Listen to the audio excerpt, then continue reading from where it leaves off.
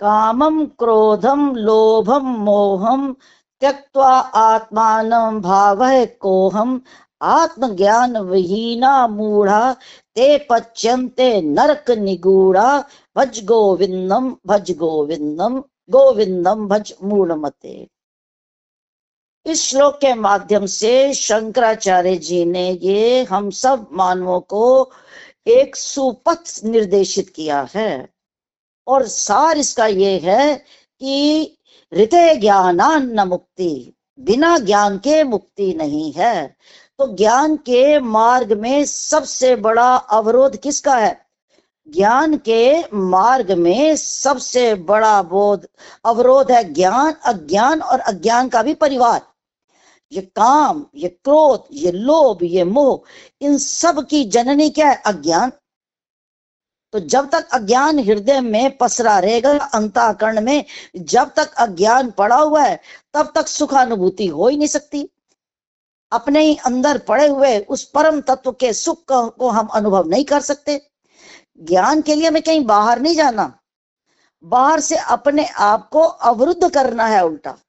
तो जब तक मानव के मन में ये सारी चीजें जो हैं वो अपना अड्डा जमा कर बैठी हैं, कामना कब पैदा होगी? जब अज्ञान होगा। और एक कामना ही जब उसके आगे अवरोध आ जाता है, जब वह पूर्ण नहीं होती, और बलवती कामना के आगे आया हुआ अवरोध, रुकावट ही क्या बन जाता है? क्रोध। और जब क्रोध होगा तो क्रोध के पश्चात व्यक्ति चाहता है ये वस्तु मुझे मिल जाए, मिल जाए। और जब मिलती है उस वस्तु के प्रति उसका मन में मोह हो जाता है और लोभ हो जाता है। लोभ होता है और मिल जाए, और मिल जाए, और मिल जाए, ये मेरे पास रहे, ये मेरे पास रहे, ये मोह। तो अब मन अगर अटका हुआ यहां है तो उसका जो निष्कर्ष है वो क्या होगा? अशांति होगी। तो कहा कि इन सब को छोड़, त्यक्त्वा आत्मानम, इसको छोड़कर क्या कर? अपने आप को भावे को हम, मैं कौन हूं? ये प्रश्न देखने में बड़ा छोटा दिखाई देता है, लगता है कि क्या हम अपने को नहीं जानते। पर अगर इस जानकारी से अज्ञान जनित थपेड़ों से मुक्ति मिलती हो तो फिर तो सबको मिल जाए। और ज्ञान जब तक नहीं होगा तब तक जीवन के अंदर सुख और शांति का संचार नहीं हो सकता। तो भावे को हम, मैं कौन हूं? क्योंकि अगर हम मानते हैं मैं शरीर हूं या मन हूं या प्राण हूं या इंद्रियां हूं, तो ये सभी कैसे है? ये समय के थपेड़े से धीरे धीरे नष्ट होने वाले हैं। इसलिए हमारे यहाँ कहा जाता है ना हम देहो, मैं देह नहीं हूं, नेन्द्रियाणी, मैं इंद्रियां भी नहीं हूं, न प्राण वर्गो, मैं प्राण भी नहीं हूं, दारा अपत्य क्षेत्र वित्तादि दूरा, तदेको विशिष्टा शिवा केवलो हम, मैं केवल शिव रूप हूं। मेरी वास्तविकता क्या है? शास्त्र यही कहता है, छांदोग्य उपनिषद में आया, बृहदारण्यक में आया, सब में आया ये कि आचार्य कहते हैं कि तत्वम असि, कि ए जीव, ए शिष्य, तू कौन है? तू वो है, तू ये नहीं है। तू ये नहीं का अर्थ क्या है? जो पांचों इंद्रियों का और पांचों कर्म इंद्रियों का, पांचों प्राणों का जो विषय है वह ये तू नहीं है। तो कहा है तू, तेरी वास्तविकता क्या है? तो कहा कि ना हम देव ना इंद्रियाणी, तो इंद्रियां भी नहीं है, ना प्राण वर्गो भी नहीं है। क्यों? ये सब धीरे धीरे साथ छोड़ने वाले हैं। यही शरीर जो बहुत सुंदर है, बहुत आकर्षक है, आयु बीत जाने के पश्चात ये अंगम गलितम पलितम मुंडम में बदल जाता है। तो कहा कि वो चीज पहचान जो समय के प्रभाव से प्रभावित नहीं होती। तो वो क्या है? वह जीव का अपना वास्तविक स्वरूप है, अपने स्वरूप तक। और जब अपने स्वरूप की पहचान हो जाएगी तो कहा आत्मज्ञान वहीना मूढ़ा, ए मूढ़, बिना आत्मज्ञान के तेरे जीवन में क्या आएगा? तू नरक ही नरक भोगेगा, नरक ही नरक में पड़ा रहेगा। क्यों नरक? किसी से पूछो जिसको इंद्रिय में तृप्ति मिल रही है, उससे पूछो क्या तू नरक में पड़ा हुआ है, तो वो भड़क उठेगा निश्चित रूप से। जिस समय जिस व्यक्ति विशेष को इन बाह्य विषयों में, इंद्रिय विषयों में तृप्ति हो रही है, तो उसके लिए वही सुखदायक है। पर एक समय के पश्चात, समय बीत जाने पर जो सुख दे रहा है, क्या वह सुख स्थायी है?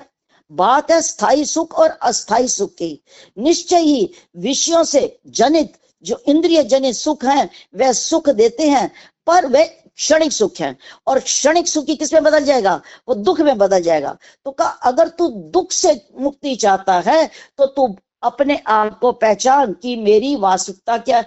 नहीं तो ए मूड ए निगुड़ तू कहाँ पड़ा रहेगा, नरक के पचड़े में पड़ा रहेगा, और फिर एक जन्म के बाद दूसरा जन्म, दूसरे जन्म के बाद तीसरा जन्म, तो तुझे इससे मुक्ति मिलने वाली नहीं है। हमारे यहाँ गीता में भी ये संकेत दिया गया है कि काम क्रोध लोभ की जननी क्या है, विषय।